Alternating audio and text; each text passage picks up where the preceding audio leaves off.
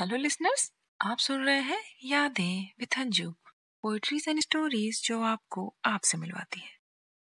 आज की कहानी का नाम है सिंदूर। मैंने अपने कई रातों की नींद और कई दिनों का चैन जिस एक चेहरे के लिए गंवाया था, उसे कैसे भूल सकती थी मैं। हाँ हाँ, वो सौरभ ही था। पक्का वो सौरभ ही था। कोलकाता में दुर्गा पूजा का पहला दिन था। खुशी थी। दुर्गा माँ की मूर्तियां सारे शहर को आशीर्वाद बांट रही थी। सारा शहर जगमगा रहा था। दुर्गा पंडाल सजे हुए थे। लोगों की भीड़ जमा हो रही थी। और शादी के बाद पहली दुर्गा पूजा थी बसुमिता की। बसुमिता, हाँ, बसुमिता अपने ख्यालों में जाए उससे पहले ही किसी ने उसे पीछे से आवाज लगाई, बासु, बासु, बसुमिता। और बसुमिता अपने घने खुले काले बालों को लहराते हुए मुड़ी। तुम यहाँ? दोनों की आंखों में एक कसक थी। प्रश्न थे, आश्चर्य था, संकोच था, और सबसे ज्यादा था प्रेम। प्रेम जो पूर्ण हो ही नहीं पाया था और जिसकी वजह से आज भी दोनों अपूर्ण थे। दुर्गा पंडाल के शोरगुल में भी दोनों बिना बोले एक दूसरे को सुन पा रहे थे। मानो बहुत कुछ छूट गया था उनके बीच, जिन्हें उन्हें पूरा करना था। बहुत कुछ अनकही जिसे उन्हें समझना था। वक्त के पन्ने पलटो तो पता चलता है कि जिंदगी जल्दी जल्दी कितने पन्ने पलट चुकी है, जिसे काश उस वक्त पढ़ लिया होता हमने, पढ़ के समझ लिया होता। जो आज काश बन गया है वो शायद पूर्ण होता। अगर दो लफ्जों में इश्क पूरा होता तो प्रेम को समझाने के लिए जीवन कम नहीं पड़ता। आखिर प्रेम ही तो है जो इतने साल बाद सौरभ सामने था बासु के, और बासु की जिंदगी वहीं थम सी गई थी। सौरभ भी, बासुमिता भी, और वक्त भी। सौरभ की पलकें नहीं झुक रही थी एक भी पल के लिए। आज इतने दिनों बाद, इतनी खोज के बाद, दुर्गा माँ के सामने ऐसे मिलना लिखा था हमारे भाग्य में। क्यों दिखी आज बासु मुझे? क्यों इतने सालों बाद वो मेरे सामने थी? शायद पहले से और भी ज्यादा खूबसूरत। आज लाल बॉर्डर की सफेद बंगाली साड़ी पहने, माथे में अंगार की तरह की लाल बिंदी, पैरों में लाल सुर्ख महावर, हाथ में मेहंदी, और उसके माथे का लंबा सा खींचा गया सिंदूर। उस सिंदूर को छोड़ के आज सब कुछ बहुत खूबसूरत लग रहा था बासु में, क्योंकि वो सिंदूर तो मेरा था ही नहीं। सच कहूं तो अब तुम भी तो मेरी नहीं हो। सौरभ का मन हजारों बातें कर चुका था, पर अभी तक उनके होंठ नहीं खुले थे। अभी कुछ कहने को होंठ खुलने ही वाले थे कि बासु की सहेलियों ने उसे खींचा और ले आई। क्या कर रही है बासु? की करो तुम्हें? की हो लो? चल नृत्य करें, दुर्गा माता का आशीर्वाद लें। इतनी भीड़ में सौरभ और बासुमिता फिर से खो गए थे, जैसे 2 साल पहले खो गए थे। कॉलेज के लास्ट ईयर कंप्लीट करते ही बासु ने कहा था सौरभ से कि जल्दी जल्दी जॉब ढूंढो, बाबा मेरी शादी की जल्दी कर रहे हैं। मैं कितने और बहाने बनाऊं, अब तो कॉलेज भी खत्म हो गया। बासु की बात सुन के सौरभ ने भी कह दिया था कि तो क्या कर लूं, कोशिश तो कर रहा हूं ना।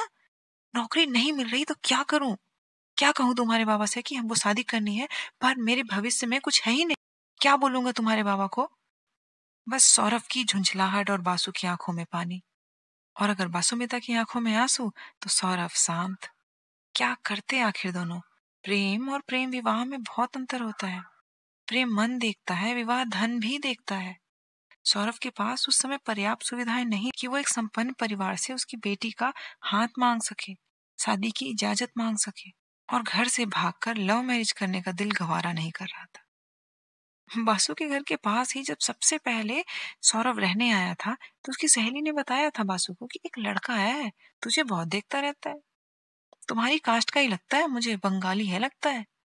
तो बासु ने झट से कह दिया था, छी, तूने देख के ही पता कर लिया कि वो बंगाली है? मतलब मोटा सा चश्मा, धोती वाला, बीच से बाल निकाले हुए, कोई कवि राइटर टाइप का लड़का? No, I like handsome Bengali boy, hero type, tall dark handsome tip top. पर जब एक दिन अपनी सहेली के साथ कॉलेज जाते हुए बासु की नजर सौरभ पे पड़ी तो वो देखती रह गई थी अपने ड्रीम बॉय को, बिल्कुल जैसा वो चाहती थी वैसा। पर बासु के भी अपने नखरे थे। वो क्यों करती पहले बात? सौरभ को भी बासु अच्छी लगने लगी थी। दोनों को कब एक दूसरे से प्यार हो गया पता ही नहीं चला। प्यार कभी बता के थोड़ी ना होता है। सपनों की दुनिया से निकलकर न जाने कब वो हमारी हकीकत बन जाता है, हमें खुद पता नहीं चलता। पर आज क्या करे बासुमिता, अतीत को पीछे छोड़कर जाना या साथ ले जाना दोनों मुश्किल होता है। हाँ, बस वक्त के साथ दर्द कभी कभी कम हो जाता है, पर टीस बढ़ जाती है। आंसू बह बह के कम हो जाते हैं, पर दाग रह जाते हैं। आज घर पहुंचकर अपने भरे हुए हाथों की चूड़ियां खनकाती हुई वासु ने अपना बक्सा खोला। उसमें से इतने सालों से छुपाई अपनी एक याद निकाली। वो एक खत था। हाँ, खत जो सौरभ ने उसे छोड़कर जाते समय लिखा था। मैं उस लायक नहीं हूं वासु कि तुम्हारे बाबा के सामने खड़ा होकर तुम्हारा हाथ मांग लूं। मैं तुम्हें भूलने की कोशिश करूंगा और हो सके तो तुम मुझे माफ कर देना। ये खत बासु ने आज तक इसलिए संभाल के रखा था क्योंकि उसे अपनी शादी और शादी के बाद का जीवन आज तक पसंद नहीं आया था। बासु का पति ध्रुव एक नॉर्मल मिडिल क्लास इंसान था, पर टिपिकल बंगाली। बासु जब आईने में अपने आप को देखती और अपने पति को, जो मोटा सा चश्मा लगाता था, टिपिकल बंगाली अवतार वाला और सच में एक पत्रकार था, जिसे बासु ने कभी नहीं स्वीकार किया था। बासु का सपना तो कुछ और ही था जो पूरा नहीं हुआ। पर बासु ने ध्रुव को बता दिया था कि मैं शादी करना ही नहीं चाहती थी, और ध्रुव ने भी समय के साथ सब कुछ बदल जाएगा ये सोच के बासु से शादी कर ली थी। दूसरे दिन दुर्गा पंडाल में जाने की जल्दी थी और गहरा श्रृंगार पर सिंदूर को हल्का करके वो घर से निकली। वो चाह रही थी कि सौरभ मिल जाए, और आज फिर सौरभ सामने था। वही टॉल डार्क हैंडसम सा सौरभ। आज इतनी भीड़ में भी दोनों को वक्त मिल ही गया बातें करने का। सौरभ ने कहा, बासु मैं आज भी तुमसे प्यार करता हूँ। मैंने तुम्हें बहुत खोजा उसके बाद, पर सामने आके तुमसे बात करने की हिम्मत नहीं हुई। पल पल मर रहा हूं मैं। आज मैं वो हूं जो मुझे उस वक्त होना चाहिए था। कोशिश की चला जाऊं तुम्हारी दुनिया से, पर मैं नहीं रह पाया। फिर तुम्हारा पता मिलते ही मैं यहाँ आ गया। माफ कर दो मुझे वासु, तुम भी मुझे खुश नहीं लगती। तो चलो मेरे साथ, चलो कहीं चलते हैं, सब कुछ छोड़ के। भूल जाओ तुम्हारी शादी हुई है, भूल जाओ सब कुछ। वसुमिता चलो मेरे साथ। और ये कह के सौरभ ने हाथ थाम लिया वासु का। वासुमिता का दिल जोर जोर से धड़कने लगा था, और जवाब बासु के गले में अटका था। आज बासु ने सोचा था कि तब तो शायद वो नहीं कर पाई जो उसे करना चाहिए था। आज बासु ने सोचा कि तब तो शायद वो नहीं हो सका, पर अब मैं दुनिया से नहीं डरती। अब मैं उस दुनिया में वापस लौट के नहीं जाऊंगी। भावनाओं की नदी में बहती बासुमिता पता नहीं क्या क्या सोचने लगी थी। सपनों में फिर से सौरभ के साथ नई दुनिया बसाना चाहती थी शायद। प्यार का नशा तो था ही, जो बासु और सौरभ को कुछ समझने का मौका ही नहीं दे रहा था। वो फिर से सब सही करना चाहते थे। अपने आसपास के दायरे वसुमिता को महसूस ही नहीं हो रहे थे। वो उड़ जाना चाहती थी। बासु के चेहरे में पहले से ज्यादा मुस्कान थी, और दिल में पहले से ज्यादा प्यार। कई दिनों की कसमकस और रातों का चैन फिर से गंवा के बासु भी एक निष्कर्ष में पहुंच चुकी थी। बासु ने अपना बक्सा निकाला, और वो खत भी। आज बासु दुल्हन की तरह तैयार थी। सुर्ख लाल रंग की साड़ी, माथे में अंगार जैसी बिंदी, और चेहरे पे सुकून वाली मुस्कान। वसुमिता को पता चल गया था कि उसे क्या चाहिए। उसका सपना पूरा होने वाला था। आज वासुमिता ने बहुत दिन बाद गाना गुनगुनाया था।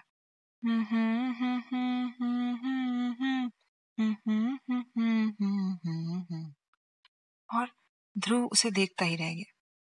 पर ध्रुव के आते ही वो कुछ सकुचा गई थी। ध्रुव ने उसे देखा और कहा, बहुत खूबसूरत लग रही हो, बट एक प्रॉब्लम है। और बासु की हल्की पड़ी मांग के सिंदूर को ध्रुव ने फिर से गाढ़ा कर दिया। अब बासु की मांग पूरी तरह भरी और लाल थी, और बासुमिता के चेहरे पे एक बहुत गहरी मुस्कान। पर बासुमिता उस दिन सौरभ से मिलने गई, और उसने सौरभ को वही खत दिया जो उसने कभी बासुमिता को दिया था। उस खत के साथ एक और कागज था। उसमें लिखा था, सौरभ, मैं तुम्हें भूलने की कोशिश करूंगी, और हो सके तो मुझे माफ कर देना।